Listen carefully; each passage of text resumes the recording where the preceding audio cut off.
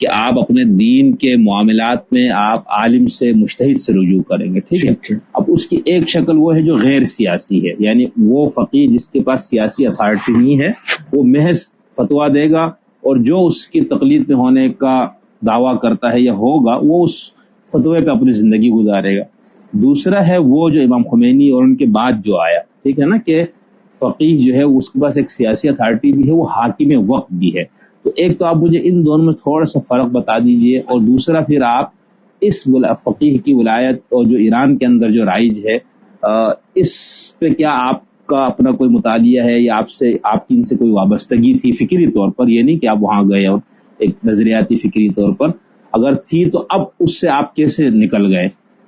دیکھیے اس میں کافی سوال آپ نے اکٹھا کر دیے، اور اس میں پہلا دیکھیے سوال یہ بنتا ہے کہ ولایت فقیہ کیا ہے، اور ولایت فقیہ کی جو ولایت ہے وہ اس کا سیاسی نظام اور صرف شریعتی نظام، یہ دو الگ الگ چیزیں.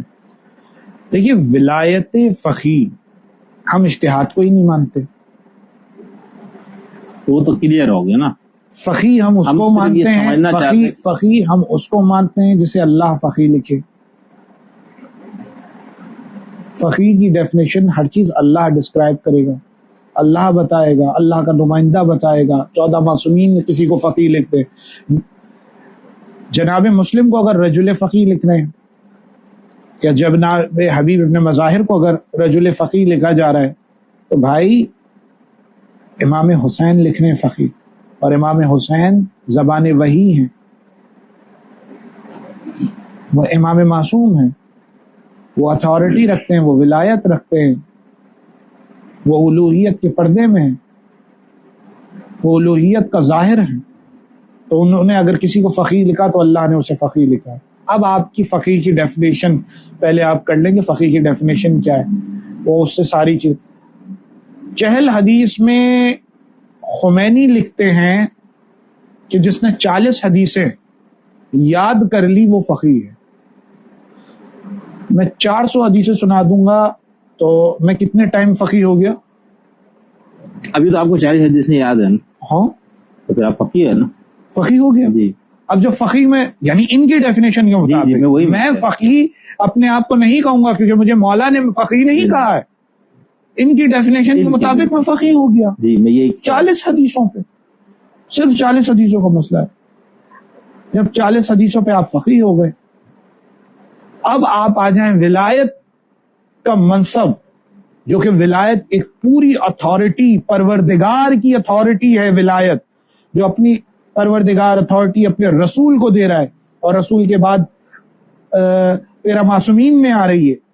وہ ولایت کی اتھارٹی کو اتنا نیچے انہوں نے نگلیکٹ کیا ہے اور پست کر دیا ہے کہ اس کو آ کے ولایت کو جوڑ دیا فقیہ کی ولایت سے، جس چیز کا دین میں تو کوئی وجود نہیں تھا بھائی. نہیں، اس کو حدیثوں معصوم ہی کیا کی روایات سے استدلال کرتا ہے. مثلا کوئی روایت آپ بتائیں. مثلا جیسے ایک روایت کے ہمارے بعد جو ہے نا، آپ ہمارے راویوں روات حدیث کی طرف رجوع کریں. علماء کا باقاعدہ ہے فَأَمَّا الْحَوَادِثُ الْوَاقِعَةُ فَارْجِعُوا إِلَىٰ رُوَاةِ أَحَادِيثِنَا. تو اس میں کون سا مسئلہ ہے؟ حدیث کے راویوں کی طرف ہم رجوع کر رہے ہیں، مجلسی کی طرف رجوع کریں گے، ہم شیخ صدوق کی طرف رجوع کریں گے ہم حدیث لینے کے لیے. اِنَّا لِلَّهِ وَإِنَّا إِلَيْهِ راجعون والا رجوع نہیں کر لیں گے، ہم حدیث لیں. ٹھیک، وہ بھی ایک کلام معصوم لیں گے. مجتہد کی طرف رجوع کرنے کا تو کہیں نہیں کہا گیا. نہیں، وہ ایک دو روایتیں، کیونکہ مجتہد کی ٹرمنالوجی پہ غالب نے بڑا پیارا لکھا ہے. یا پہلے شعر سن لیں غالب کا. انہوں نے کہا یہ اجتہاد عجب ہے کہ ایک دشمن دین، مذاق اڑایا انہوں نے اجتہاد کا، علی سے آ کے لڑے اور خطا کہیں اس کو، یزید کو تو نہ تھا اجتہاد کا پایا، برا نہ مانیے اگر ہم برا کہیں اس کو. اور پھر انہوں نے یہ بات دیکھیے، جتنے جنگ جمل والے ہوں، صفین والے ہوں، نہروان والے ہوں، ہمارے برادر ان کے لیے لکھتے ہیں سب سے اجتہادی خطائیں ہوئی ہیں. تو اجتہاد تو چلا ہی دشمنی آل محمد کی بنیاد پر ہے، تو ہم اجتہاد کو کہاں سے مان لیں گے؟ یہاں پر ایک بات ہو گئی، ولایت پہ بات ہو گئی، ولایت فقی جیسی کوئی چیز ہی نہیں ہے، فقی کی ولایت کہاں سے ہو گئی ولایت؟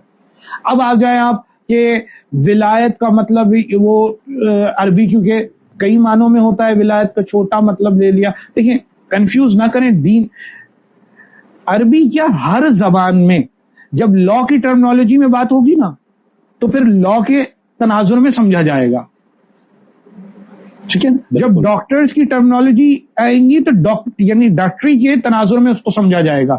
اسی لیے جب دینی تناظر آ جائے نا تو پھر دینی اس کی ڈیفینیشن کریں جو کہ اصل دین جس کے اوپر بنیاد ہے. اس میں پھر یہ نہیں ہے کہ ڈاکٹری کو گھسڑیں دین کے اندر، دین کو گھسڑیں لا کے اندر. آپ نے ملا جلا کے کوئی اپنی رائے بنا کر آپ نے کہا کہ وہ ایک ہمارے اہل سنت میں ہوتے ہیں پرویزی گروپ، ٹھیک ہے، آپ ان کو کبھی دیکھیں گے نا پرویزی گروپ کو تو آپ کو بڑا مزہ آئے گا. اچھا تمام فرقوں کو دیکھا کریں اور ان کی تشریحاں دیکھا کریں کہ علامہ پرویز صاحب کو پورا لٹریچر رکھا ہوا ہے. ہاں وہ کیا کرتے ہیں، ایک قرآن کا ایک لفظ اٹھاتے ہیں، اس قرآن کے لفظ کے وہ معنی اٹھاتے ہیں، پھر ایک معنی کو وہ دل ان کا ٹھک جاتا ہے اس پہ. اب جب جس پہ ان کا دل آ گیا اس معنی پہ، اسی معنی پہ ساری آیات جہاں جہاں وہ سرچ دباتے ہیں اور سارے وہ لفظ ڈھونڈ لیتے ہیں جن میں وہ آیات، وہ ایک ہی معنی کو قیاس کر دیتے ہیں ہر جگہ پر. تو ایسے تو قرآن نہیں سمجھا جائے گا. پہلے اپنی طرف سے معنی پسند کیا، پھر ساری الفاظ قرآن کے اگر 600 الفاظ کسی بات پر آئے ہیں تو 600 جگہ پر یہی اطلاق کر دیں. تو یہ فقاہت نہیں ہے، یہ حماقت ہے. چاہیے آپ